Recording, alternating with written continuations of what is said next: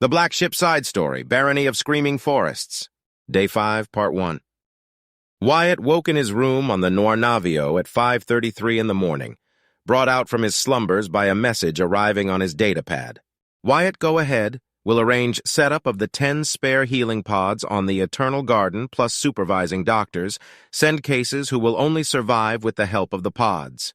It had been signed by Clara. Wyatt shook his head when Tornell had appeared on screen the previous night. He had looked shattered. It turned out that he still had many sick and injured men and women. Wyatt told him that he would see what he could do and had sent a message to Clara to see when she woke up, asking if there was anything she could do, other than let his medics try and help where they could. Apparently there was. No doubt he would find out more later. Dressing quickly in his armor, he then went to get breakfast. He couldn't help but notice the lack of cake on offer, or the rather bland steamed bread. As he was finishing up his breakfast, Galt came over to him. After exchanging greetings, Galt said, "Did you find Lady von Winterborn?" Wyatt looked up at the older man, saying, "I did. Thank you, Galt. Her Highness and Lady Cynthia had us join them for dinner last night." Galt's eyes went wide with shock, and quietly he said, "She did what?" Wyatt gestured for Galt to sit beside him for a moment, and Galt eagerly sat down as Wyatt quietly said, "I think Princess Clara was trying to put Lady Rachel in a more comfortable situation." He considered that idea for a moment before continuing, "It eventually worked. I now have an accountant to look after my accounts. Do you know until I met you, I never needed one?" Galt didn't know how to answer that, so stayed quiet as Wyatt continued. "When she is up and has breakfasted, I'm pretty sure Lady Cynthia will bring her to you. I was supposed to be doing that this morning, but I now have more important things to do. Lady Rachel will need access to communications. She is apparently going to find me suppliers with good prices." "Ah," said Galt. "I think I understand." "In the meantime, I have to go on a mercy flight," said Wyatt, looking at his datapad, where a notification indicated that the cargo had now been loaded onto his shuttle. "General Swallowtail told me last night he still has a lot of badly injured and dying. He did not want to trouble us because he thought we wouldn't do anything to help anyway." Galt snorted. "He doesn't understand you very well then, does he?" Wyatt got up. As he rose, he said, "No, I suppose not. Oh, well, perhaps in time we will find out more about each other. I expect I'll see you later." Galt raised his hand in a small wave goodbye. As Wyatt strode off towards the hangars, certain that Wyatt would surprise the general, Galt went back to his breakfast. When Wyatt arrived at the Eternal Garden, 6 medics and 15 nurses were waiting for him. He looked at them, seeing uncertainty in their faces, perhaps a little fear. Taking off his helmet, he told them, "Gather round," and they formed a small semicircle in front of him. Taking a deep breath, he began to speak. "Last night I spoke to General Swallowtail down on Hago. He tells me they are desperately short of any trained medical staff, and they have a lot of sick, burned, and injured people who fought against the Drazen. I told him I would try to help. I am here to ask for your help. No one will make you get on board the shuttle. You don't have to help. But I am sure, in the months and years to come, the locals will remember that you came when they needed help, that perhaps you saved lives which would otherwise have been lost. Also, Her Highness Princess Clara is going to set up 10 med pods here on the Eternal Garden. They might need help here to run." One of the men in the group raised his hand. When Wyatt looked at him, he said, "Excuse me, my lord, but all we have is what we are wearing. We have no instruments, supplies, or medicine to help." Wyatt looked at him. "You can address me as Sir or Wyatt, but please avoid the whole 'my lord' titles. I was born a commoner, and despite the title, I am not comfortable with it. There are several tons of supplies inside the shuttle. Why don't you have a look, see if there is anything that has been missed, and then let me know your decision." The 21 men and women went into the shuttle and spent less than 10 minutes checking to see just what supplies and equipment had been loaded on board before coming back out. Wyatt asked, "Do I have any volunteers?" And all 21 stepped forward.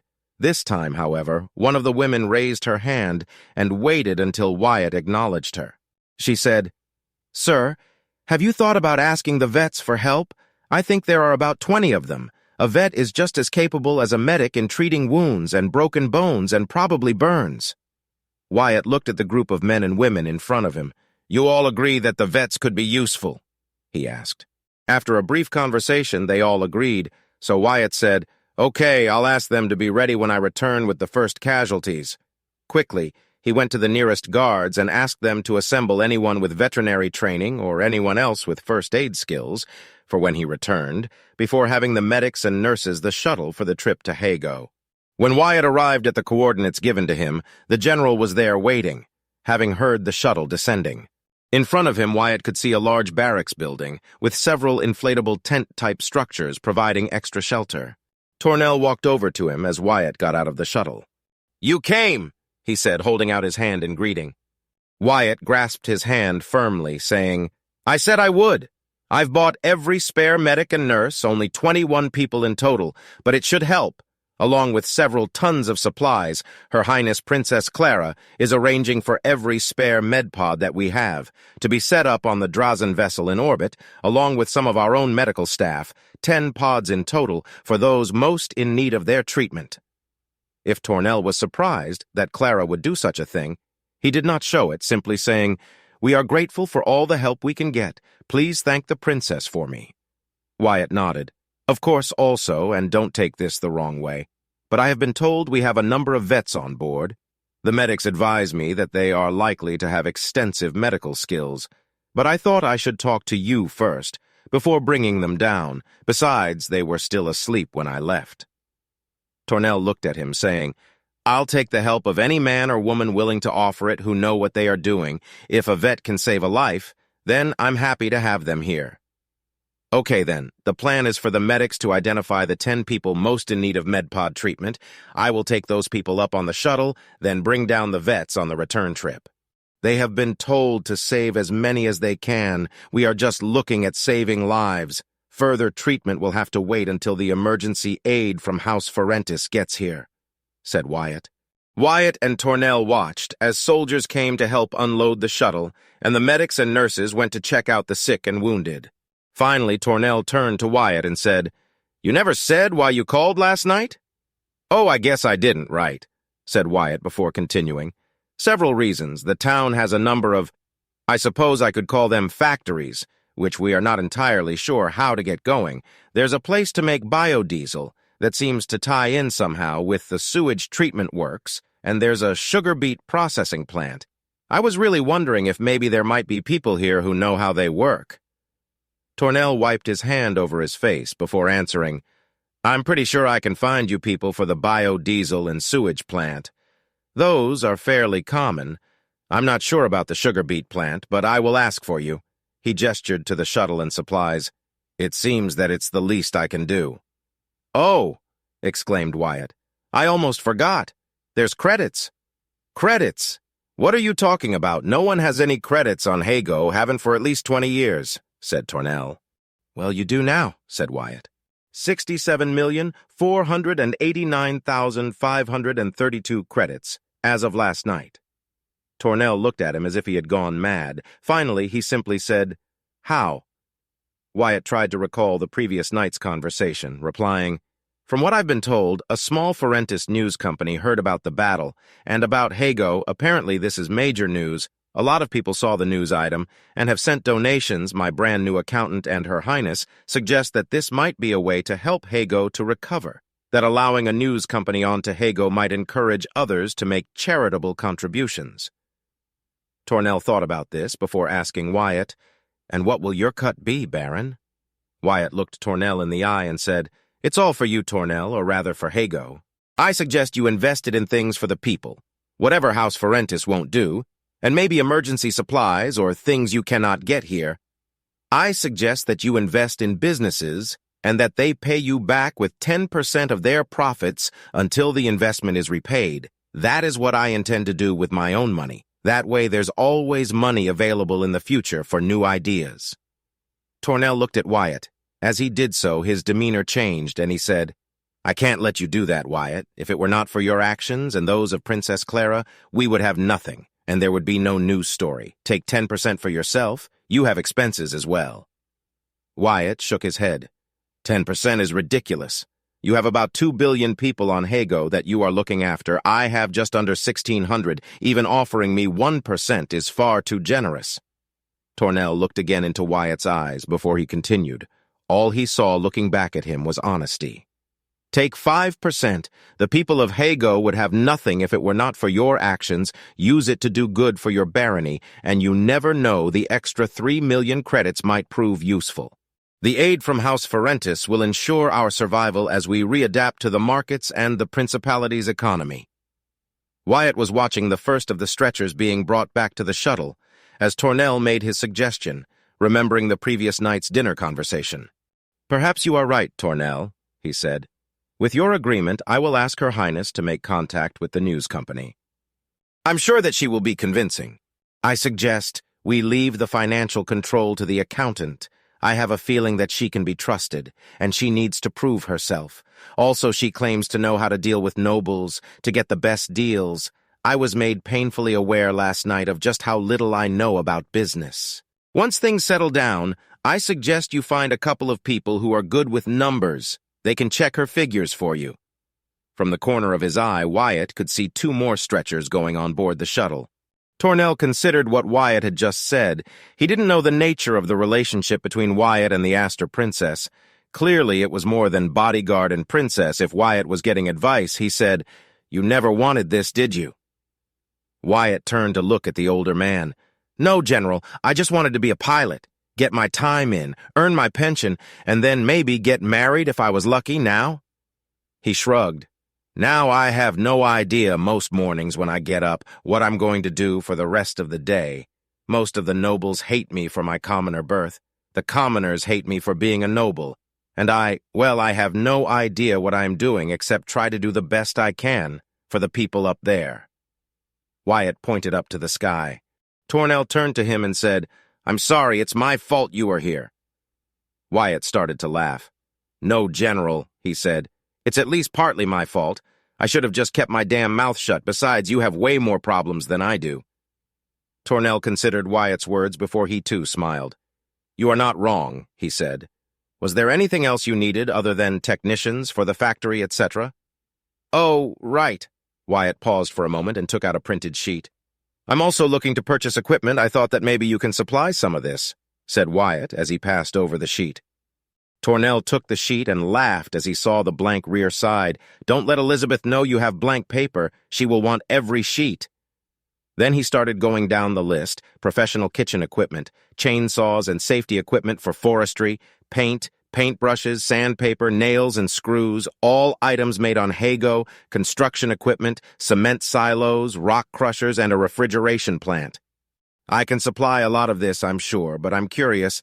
Even if I can get you a cement silo, you will still need to fill it up once you leave. No more shuttles, and that means a long cross-country journey for a big, heavy truck. I can see problems." Wyatt nodded. "Yes, General, I know, but I'm trying to sort the transport issues. If I manage it, I will let you know." Tornell looked at Wyatt before asking, "What about the paint? Mostly we've been producing it in camouflage colors." Wyatt stroked his chin in thought before replying, "What about white?" "It's just to protect timber. White will do for now. People can decide on other colors later." Out the corner of his eye, he saw one of the medics waving to him. "I think I'm needed," he said, gesturing towards the shuttle. Tornell turned and walked back towards the shuttle with him. "I'll find out about the paint for you and get a price on everything else." At the shuttle, the medic and a nurse had already strapped down 6 patients. The medic looked to Wyatt, saying, "Sir, these 6 are in a critical condition. I think we can save them if we get them to better facilities. The other medics will see who else is in need of urgent care while we move these ones." Wyatt turned to Tornell. "Well, General, I expect I will see you in a few hours," offering his hand. Tornell grasped his hand with his own, saying with a smile, "I shall be here, Baron." It did not take long for Wyatt to return to the Eternal Garden. As the medics and staff that Clara had sent started to offload the patients, he went to find the vets. As per his request, every vet and anyone with medical training of any sort was waiting. Wyatt entered the room and had everyone gather round. Then he started to speak. "Good morning. I've just come up from the planet Hago, the world that's going to be your new home, having dropped off almost every nurse and medic I could find. Some of you apparently know first aid, others are vets or have worked in animal care. Now I understand this, and those on the planet below understand it as well. But if any of you will volunteer to help, I would be grateful. Even if it's just to help calm people, bathe a person, or change a bandage, it will all help. We do have plenty of medical supplies and some equipment. I'll leave you to talk amongst yourselves." Wyatt stepped out of the room looking for one of the Nornavio staff that patrolled the Eternal Garden. It only took him a couple of minutes to find a junior lieutenant. The man saw him and snapped to attention. "Sir, how can I help the Lieutenant Commodore, sir?" Wyatt looked at him, seeing a nameplate. "Lieutenant Ostras, could you find and assemble any shuttle pilots and any medically trained personnel who are currently stuck here on the Eternal Garden, waiting for a ship to take them home, please, as quickly as possible?" Lieutenant Ostras gave a quick salute and a "yes, sir," then ran off to perform his task. When Wyatt returned to the other group, he found them split into two groups. "So what have you decided?" he asked. A large man stepped forwards, a good half a head taller than Wyatt, saying, "Sir, the majority of us will go to Hago to help. Those that are left will help here with those that will be joining us on the planet, and if any help is needed with the injured that are brought up." Wyatt in turn replied, "Thank you, everyone. Let's get you all sorted with equipment such as we have. If you need to say goodbye to anyone, please do so. You will be on the planet within the hour and likely out of contact for a couple of weeks. At least until the emergency supplies, personnel, and equipment arrive, and maybe a little bit longer." Wyatt next went to see the medical staff, a tiny group of doctors and surgeons who, due to lack of implants, had been temporarily spared by the Drazan. He could see in their eyes that they were not sure of what to make of the man standing in front of them, wearing his black armor. But he could also see their air of smug superiority. There was no way to appeal to any sense of duty with these people, so he decided to use some of the lessons Princess Clara had given him, much as he hated having to do so. He coughed to get their attention. "Good morning, ladies and gentlemen. I am here to ask a favor from you, and in return I may grant you one. My name is Baron Staples. I serve the Princess Clara, the second princess of House Astor. We need doctors and surgeons to help treat wounded here on the Eternal Garden. This would just be for the next 2 to 3 weeks, until your transport arrives." The group turned and talked amongst themselves for a few minutes until a man, who appeared to be in his late 30s, turned to face Wyatt. "Excuse me, my lord, but, what would we get in return?" Wyatt smiled. He knew he had their attention. "You will be paid at the same rate as a person with your qualifications and experience would receive in the Royal Navy." He paused for effect. "In addition, if you perform well, I will ask Her Highness Princess Clara to write a short letter of thanks for your efforts." He looked across and saw at once that none of them would turn him down now, but just in case he added, "I am sure that such a letter will aid your career and status." He thought to himself that he really must remember to thank Nultar, Gregor, and Raquel. Their conversations with him had made him realize that there were ways and means to appeal to minor nobles. These doctors and surgeons had no implants. If they had, then the Drazan would have killed them. Therefore, they were likely fairly poor and probably from minor families. A short letter from Clara thanking them for their service would likely do wonders for their career and maybe even boost their status within their families. At worst, they could put it on their office wall saying, "Yes, I was there." Wyatt despised the arrogance and smug superiority most blue bloods displayed, but he also understood the horrors of the Drazan. He smiled as he thought, who knows? Perhaps this small thing might make these nobles better people. Probably not, but he was willing to take that small chance. The same man who had spoken before briefly talked with his fellow doctors and surgeons before turning to address Wyatt once again. "My Lord Baron, we would be honored to serve yourself and Her Highness Princess Clara." As Wyatt smiled, he thought to himself, "Yes, I bet you are." Then he realized, "I'm becoming a damned blue blood, manipulating others to do what I want," and the smile slipped slightly. However, he replied, "I thank you if you will follow this officer," pointing to Lieutenant Ostras. "He will take you to your newly arrived patients and to where you can find appropriate garments." After they had left, Wyatt went to speak to the pilots.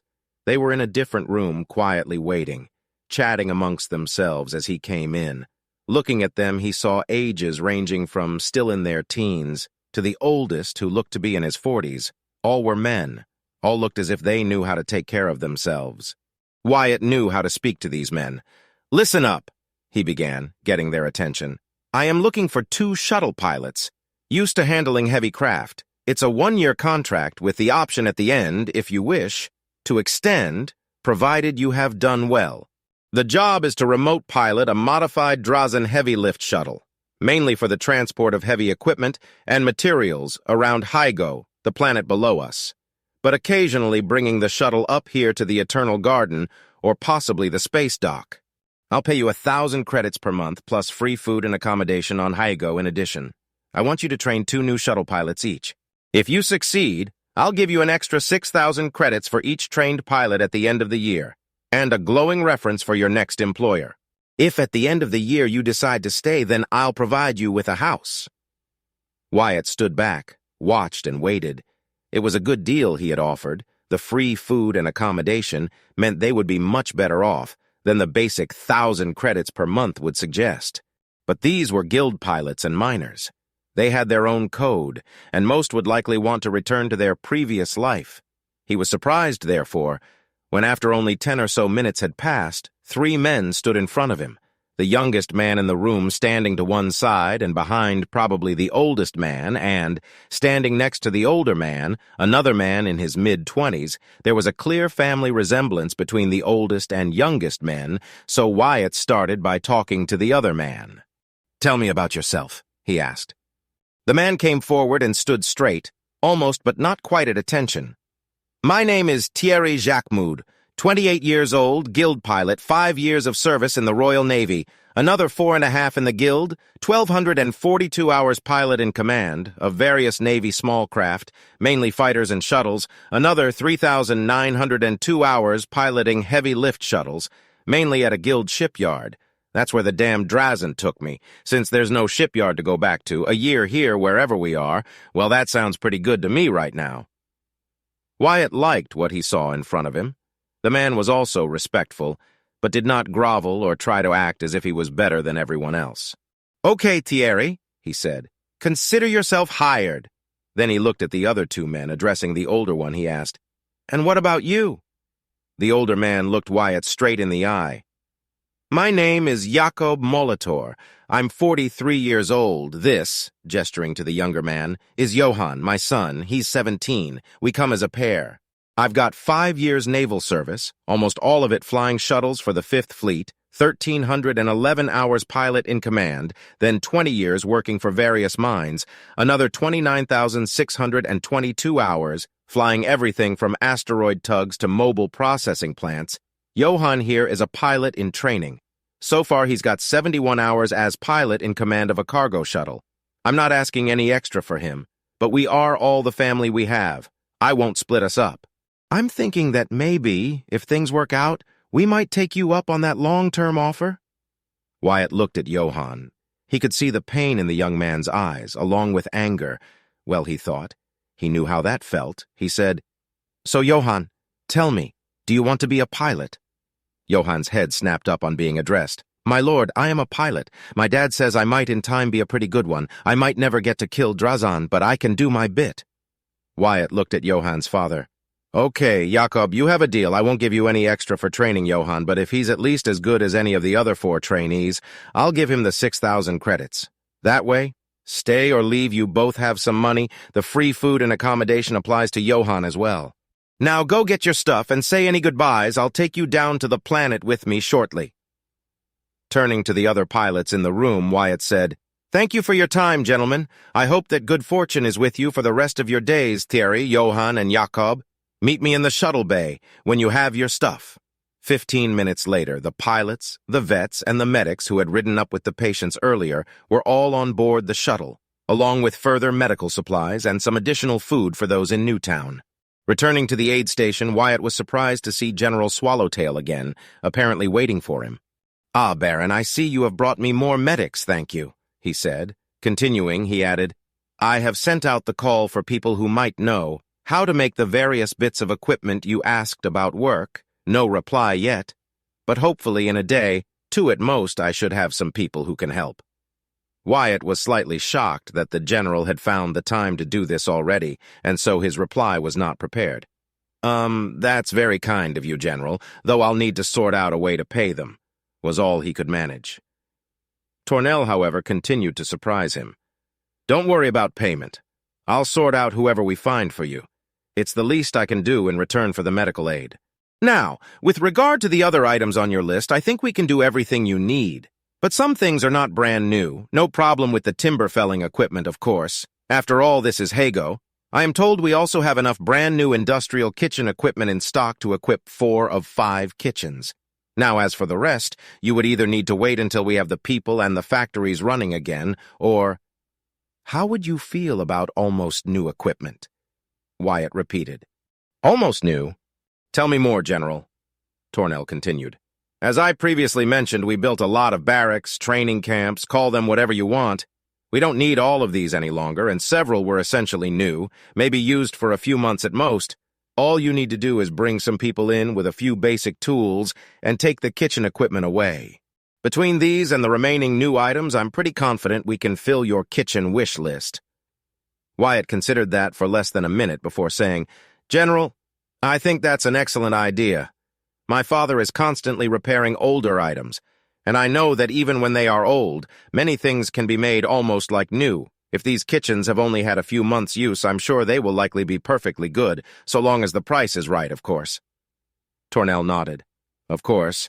I think we can probably fulfill most of the things on your list. The construction equipment, we have lots of... I can find you some almost new items for a good price, all in military green finish.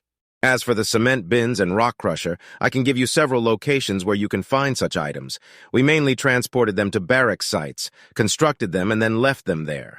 It was just about impossible to move them with the vehicles we had available. Once they had been built, I'm not sure how easy they would be to turn into manageable-sized pieces for transport. But if you can move them, you can have them. Otherwise, they are just likely to be left to rust in place. Wyatt looked at Tornell. You are being very generous, General. Can I ask why? Tornell grinned. Something you said earlier, Baron, concerning credits, nobility, and accountants. I am slowly becoming painfully aware that nobles, present company excepted, of course, are likely to charge me a premium for anything I need for the population. I was wondering if you might allow me to use your accountant to place the orders for me. After all, if they are going to be looking after the money, it seems to me that they should have no problem spending it. Wyatt couldn't help himself. He started to laugh. Once Wyatt had finished laughing, he said, Sure, General, that won't be a problem.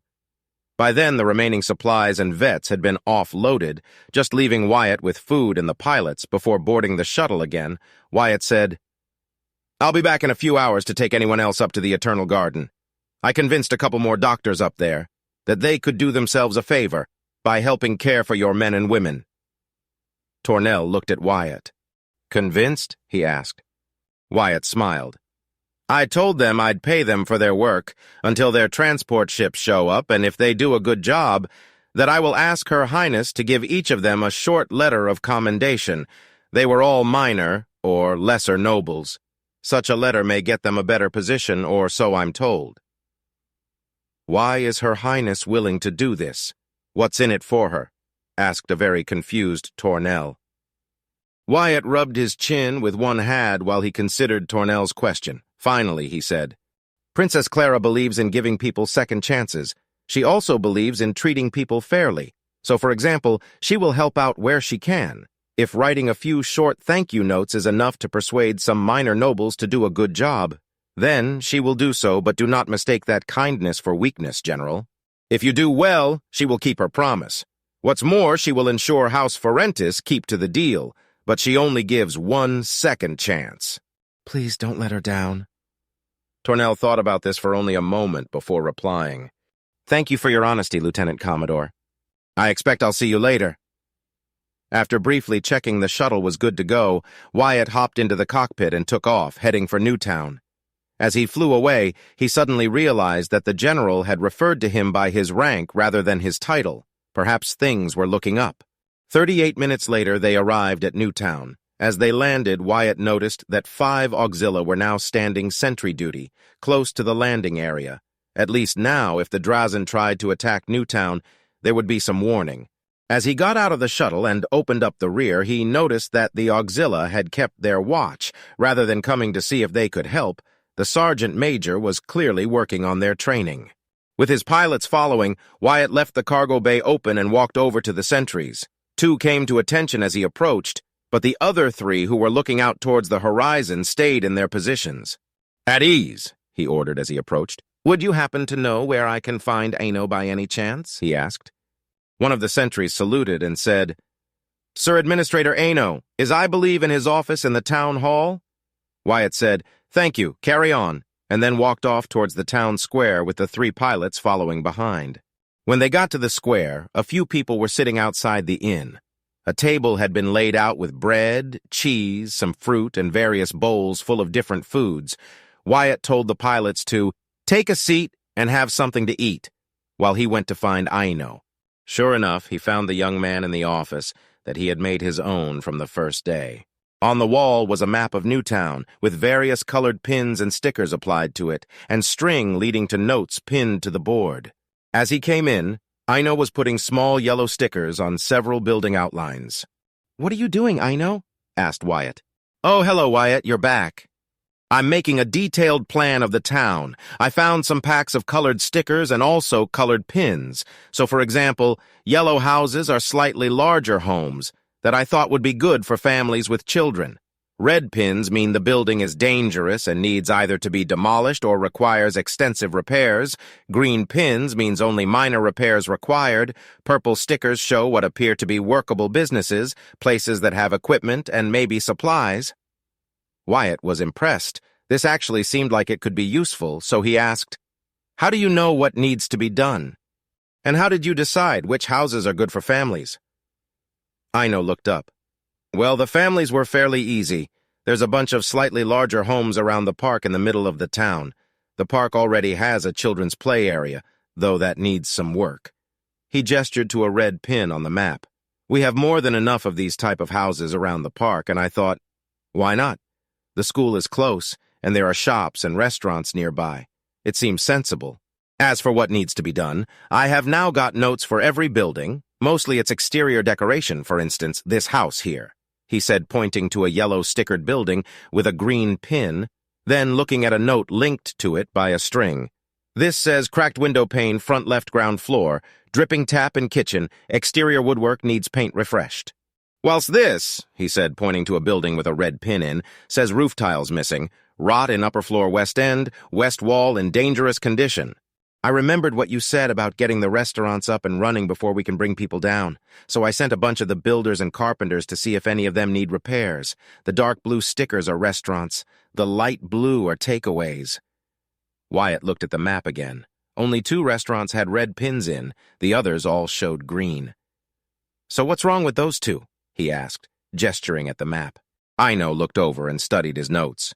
"This one has a broken toilet bowl in one of the customer facilities. The ladies, apparently, it says not a problem. They can salvage a good toilet from one of the buildings that needs to be demolished." Aino looked at the other set of notes. "This takeaway has a kicked-in back door, not by us. It needs a new door and part of the wooden floor replaced.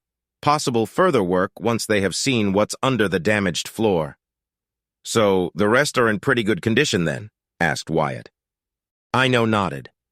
"Looks like it," he said. "The guys doing the survey said the restaurants were solidly built. They also seem to have been fairly well looked after. They are, in the words of one of the builders, in need of a good clean and a lick of paint, especially the kitchens.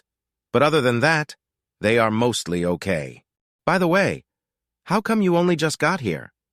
Wyatt smiled. "If you must know, I've been ferrying medics and medical supplies to General Swallowtail. He hadn't asked, because he didn't think the nobles would care." Wyatt shook his head at that. "Anyway, the upside is that the general is willing to make us a deal on a bunch of new or nearly new professional kitchen equipment. I can go pick it up tomorrow along with some forestry equipment. He's also going to see if he can find anyone who knows about the production of biodiesel, the sugar beet plant, and the sewage treatment setup. Given our aid, we won't be charged for these advisors. I just hope that whoever he finds knows what they are talking about. Also, I've just bought 3 shuttle pilots. Well, 2 pilots and a potential pilot who's the son of one of them. I need a decent-sized house, in reasonable condition, 3 bedrooms for the pilots, and a further 4 for potential trainees, plus a large room I can put some remote operation equipment in. I was thinking maybe one of the stone houses with the courtyards, if we have any not really in use." Aino looked at the map and pointed to 3 buildings. Any of these three might work. All are large, mostly empty buildings, in fair to good condition. Wyatt took out his own copy of the map and noted down the three structures. Okay, I'll grab some lunch and take them to see if they prefer one over the other two. He looked at the map and realized one was almost down on the beach, probably a poor choice given that he wanted to make a permanent landing pad near the station. The other two were close to each other near the northern edge of town. Anything else I should know about? He asked. Ino looked down at his notes. Well, we have 2 working electric vehicles, including the milk tanker. There are a bunch of small factories, some with equipment in, a flour mill, a couple more warehouses with food supplies in, some offices. Oh, and we've got a lot of fresh fish. The fishermen took one of the boats out this morning before dawn for a short test run. 2.5 hours later, they came back at almost full capacity. We can't keep the fish here without refrigeration. I told the cooks to do a fish course for dinner tonight. I wondered if you wanted to take the rest up to the ships in orbit. Oh, and Elizabeth showed the fishermen which fish to throw back. Wyatt thought about that for a moment. I'll call up and see. If not, maybe General Swallowtail and his people would like some. Where is Elizabeth, by the way? Ino shrugged. She was doing something in the garden of the house you gave her earlier. I've no idea if she's still there. Wyatt said, Perhaps you could get any spare fish into some boxes or crates for transport and get them taken up to the shuttle. There are more supplies on the shuttle to go to the kitchens as well. I will be going back to the Noir Navio later. Also, we have an accountant like you who is no longer wanted by her family, so I'm giving her a home here in return for her accounting skills. There might be someone else. I've not met him yet. I'll do that later. His name is Marcus, and he claims to be an organizer. If he works out, that would give me 5 people to run Newtown when I'm not here. Yourself, Rachel, and Marcus are all nobles of one type or another. I'm going to add in the sergeant major for security, and Elizabeth. If her father survives, then he will end up a noble, therefore, so will she. In the meantime, she knows what the people want and need, and she knows as well as anyone about the local plants and animals. Ino looked at him, slowly nodding his head in agreement. That actually makes sense. We would then serve as what? Your council? I was wondering what would happen when you left. Wyatt thought a moment. Yes, a council is probably a good word to use. House Ferentis will ensure that a terminal is installed here in Newtown, perhaps in the town hall, perhaps in an office or a private house. We can work that out. I'd like the council to report to me once a month. Probably best if I call you. We can work something out, and then you only need to communicate if there's something you cannot solve between you. I'd like everyone's thoughts on what needs to be done in Newtown, but before we do so, I'd like to get people into their homes. Wyatt turned to leave and then turned back. You said more workshops. Are there any carpentry shops? Ino consulted his lists. 3. Would you like me to mark them on your map? Wyatt simply passed over his map for Ino to mark with a C the 3 workshops. Thanks, I'll see you before I leave, was all he said before going out the door. Going from the town hall to Elizabeth's shop was as easy as walking down the steps and turning right, entering the shop. Wyatt realized there was something different about it. The floor no longer had any dust on it, and the windows had been washed. To the rear, the door to the garden was open, so he went over to it and looked out. Elizabeth was hard at work in the garden. She must have found some gardening tools somewhere, because she had piled up several mounds of garden debris. Wearing a t-shirt and shorts with a hat on her head to keep the sun off, she was busy making a pile of dead dry leaves and plant material in the middle of the garden. Wyatt coughed to get her attention, and Elizabeth looked over. Sorry to interrupt you, but I'll be seeing your father again later today. I just wondered if you had any messages to pass on. Elizabeth started to shake her head no, but then called out, Wait a moment. Do you mean actually see him? Wyatt replied, Yes. I'm going to probably take some of his injured men up into orbit for more advanced treatment. I took some up this morning, and there are still some med pods available. Your father said he'd see me when I returned. Elizabeth walked over, asking, If I found some fresh fish from the morning's catch, could you take them to him? He never eats properly because he's always so busy. Wyatt smiled at that. Yes, of course. But Ino will be going to pack stuff into boxes for transport to the Noir Navio before it goes off, so make sure you go find what you want first. I see you've been busy inside and out. Elizabeth nodded. Yes, inside was easy, but clearing the garden is hard work. I've also spoken to the doc about access to next door's garden and to one of the builders, who told me that it will be easy to put a couple of arches through the garden wall to join the two gardens, so I thought I'd get everything that's dead and dry, pile it up in the middle of the garden here, and tonight after dinner have a bonfire, then I can sort of start from scratch. I also spoke to a couple of the handymen who are keen gardeners. I want to create something here that's a bit like what we saw on the estate with the chicken cages. I can put a mesh over the top of both gardens, then put in native flowers, vegetables, and fruits, anything that will grow locally, and that's safe, maybe with a small section to show dangerous plants as well. That way, people can visit and see what's good and what's dangerous. Wyatt was once again impressed by the young woman in front of him. She had come up with the idea on her own and already found people who could help turn it into a reality. He thought for a moment before saying, "I think that's an excellent idea. Now the priority is to bring people down to their new homes here, so I've said the most important thing is to get the power restored properly, then get the restaurants all up and running so we can feed everyone, and the farms for the same reason. After that, it's make sure we have enough livable homes for everyone. However, this is important, knowing what's safe and dangerous. I can see that I'm told only a couple of the restaurants need actual building work rather than maintenance, so if the builder thinks it will be easy and quick to put in the two arches, get it done as quickly as you can. Also, before it gets too busy, I suggest you find more gardening tools and see about persuading people to come and help. Just do a little bit before or after dinner. If each person just dug 1 square meter, you'd soon have the garden dug. I'm also learning how this works, but I'd suggest recording the name of every person who helps, and then we can put their names around the garden. It's important that people are recognized." Elizabeth looked at him in surprise before finally she said, "That is not something I would ever have expected to hear from a noble Wyatt, let alone a baron." Wyatt, still smiling, said, "Well, I'm still a commoner. Even if the prince did make me a noble, that might change. They may decide it was all a terrible mistake. But until they do, we reward or acknowledge people for the effort they make, especially when it serves the people, not just themselves. I would like to think that in, say, 50 years' time, there will be people who can bring their grandchildren here and point to their names saying, 'See, I helped get this beautiful garden started.' Also, just maybe it will help when you come to take on the park, which will need far more effort, if you can put a little plaque next to things saying not just stuff like the plant name, where it's from, and other scientific details, but maybe who planted it and when, or if someone creates a new bench or restores a wall, put their names on, just a little thing that says someone helped." Elizabeth was still looking at him oddly, but less so. Finally, she said, "That's actually a really nice idea, but I'm going to need a new notebook." Wyatt said, "I'll return later for the fish and any messages for your father. I'll tell Aino to come and find you before he goes to get the fish." He quickly went back to see Aino, saying, "When you go to sort out the fish, take Elizabeth with you. Also, I was thinking, split it into 2 even packs. I'll drop 1 lot off with the General's Field Hospital and take the other to the Nornavio."